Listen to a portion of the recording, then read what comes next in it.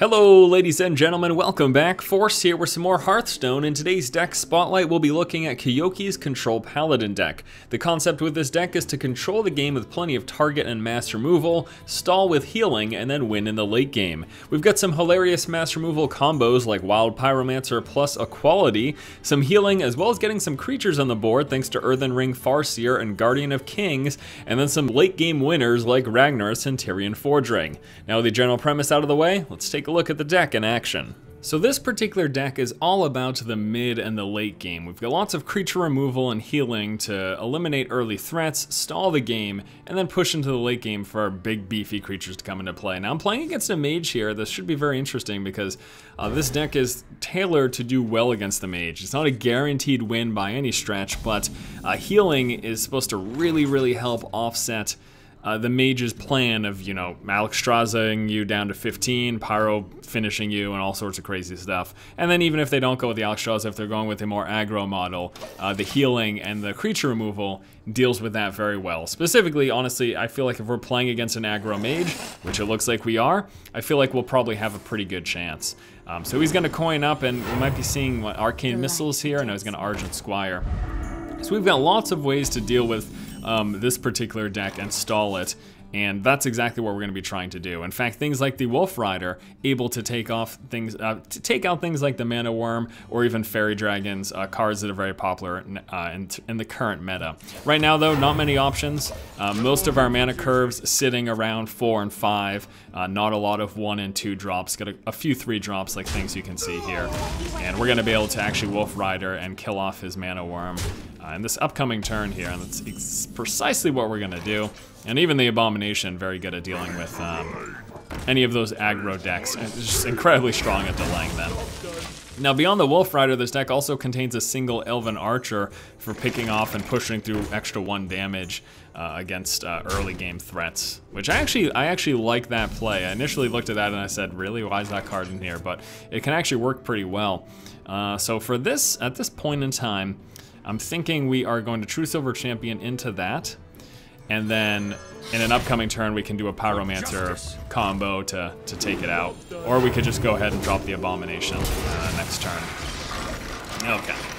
So he's got a couple of creatures in play. Obviously, as you can see by now, we are playing against the more aggressive style mage deck. His goal is to Zerg me down to around 15 health for turn 8, and then to finish me off. Unfortunately for him, we're going to be stalling that with some healing, and by eliminating a lot of his early game creatures here.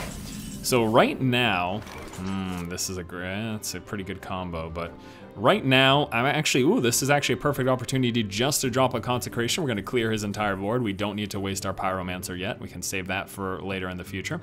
And this is also going to let me get some healing while damaging him, because I'm going to attack him straight to the face with my weapon. We do have our other Truesilver Champion if we need to take things off. We've got our Wild Pyromancer plus Equality combo, which we should be drawing into an Equality eventually. Hammer of Wrath for picking things off, although right now probably going to Truesilver Champion into that guy. And yeah, that's probably going to be about it for this turn, actually. Well, no, we'll reinforce as well. So we're going to offset, only going to take 1 damage from this exchange. And we're going to heal ourselves up a little bit further here with the Earthen Farseer. Beyond that, we've got healing from things like Guardian of Kings. We also have, let me think here, there's Holy, Lay on Hands, Holy Light. There's just a bunch of different options. That's a very nice little move there by him. Let's see, Big Game Hunter to deal with any of those giant decks that are running around. This turn, I don't know. Maybe just this? Sure, why not? Get the card draw. Ah, nice Guardian of Kings. It's actually very nice for me to have. And then get rid of that.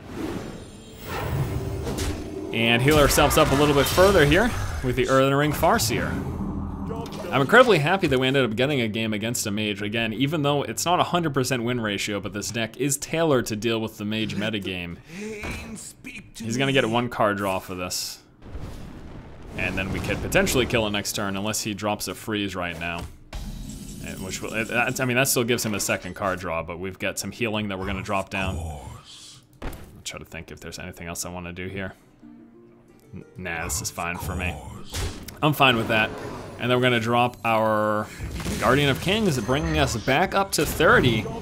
And now all of this work the mage has done to get me down to kill range for turn 8 has been completely offset. That's the idea, that's the premise, that's what this deck revolves around.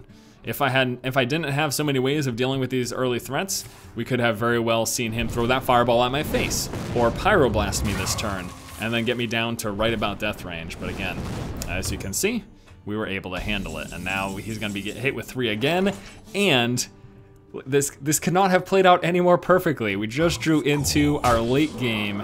We've cleared the board, we've offset the damage, and now we start being threatening. Here's the Ragnaros. If it stays in play, we're gonna Faceless Manipulator that. And then we're just gonna laugh, basically. But I'm assuming something's gonna happen here. Might see a Poly as an Argent Commander. He could then freeze it. Yeah, so he's gonna do that. Not gonna kill it. In fact, it's still going to be able to do 8 damage to him. And the best part of all, is we can still Faceless Manipulator. Just like that. Now we've got 2 of them in play. Now, obviously they're both close to dead, but we're still gonna be pushing some damage through here, and it should be pretty funny. Reporting for duty. And yeah. Let's see if they both go to his face. One might kill the creature, but we could also get the kill right here. Ah, there goes the creature. He's down to 2. He could obviously clear the board right now. There it is. There's the blizzard. But come on. Look at where we're at right now. Look at this. He's at 2 health. We are at 30. And here is the victory. There you go. All right, so that's a look at the deck in action. Now let's go ahead and take a look at the deck list. Koyuki's Control Paladin deck, all about controlling the early game, pushing into the mid and late game, delaying with healing and mass removal. Pretty strong deck, especially in the current mage metagame. We've got an Elven Archer here, just a single one. It's primarily used for pushing through that extra 1 damage in the early game, picking off small creatures that are threatening. I've got an Equality here, combos fantastically with Wild Pyromancer, and then also there's the classic Equality plus Consecration for removing your enemy's board. Holy Light for some healing to delay the game and offset a mage direct damage. We've got the Faerie Dragon, just super strong in the current metagame, can't be directly targeted, has to be eliminated with either being attacked into or mass removal. Just a very nice early game creature. Gives you some threats on the board and also helps you eliminate opposing creatures of the similar type. The Wild Pyromancer combos with any of your spells, specifically hilarious with Equality, as unless there's Divine Shield on the board, it's a complete board clear. It drops everyone's health to 1, the Pyromancer triggers, dealing 1 damage to all minions, goodbye to everything that's not shielded. 2 Aldor Peacekeepers to change attacks to 1. You can honestly keep this in your opening hand in some games because there's a lot of decks that are built around big creatures nice and early, and this lets you stave off that threat. The Big Game Hunter for those super late game threats like the Giants, like the Ragnaros, things of that nature. Just a single one though, because 2 would be too much. Earthen Ring Farseer, you get the healing, plus you get a 3/3 to eliminate small threats or push through extra damage. Wolfrider, sort of like the Elven Archer, you should just look at this as 3 damage to a creature who can't be targeted. Faerie Dragon. Drop this in play, kill the Faerie Dragon, go along with your day. There you go. Truesilver Champion, picking off creatures, get some healing to offset the damage. Consecration, again, combos well with Equality as well as Wild Pyromancer. A Hammer of Wrath for direct removal and card draw or pushing damage. A Holy Wrath. Why is this in the deck? Well, this is in the deck because of the mana curve. The mana curve sitting around 4 and 5 with a handful of cards over 6. This could potentially be pretty big damage plus a card draw, either for finishing off an opponent or trying to eliminate a big threatening creature. Abomination, specifically dealing with swarm decks. If they don't silence this is going to deal with most of what they have. Faceless Manipulator, because why not? We've got a lot of big creatures in the deck we could copy. You could copy some of your opponent's threatening creatures. Sylvanas Windrunner, because it's good and is something that always has to be dealt with by the opponent, especially if they've got creatures in play that they don't want to lose. Avenging Wrath, an amazing finisher. You get to the late game, you've got so much in your deck deck to clear the board.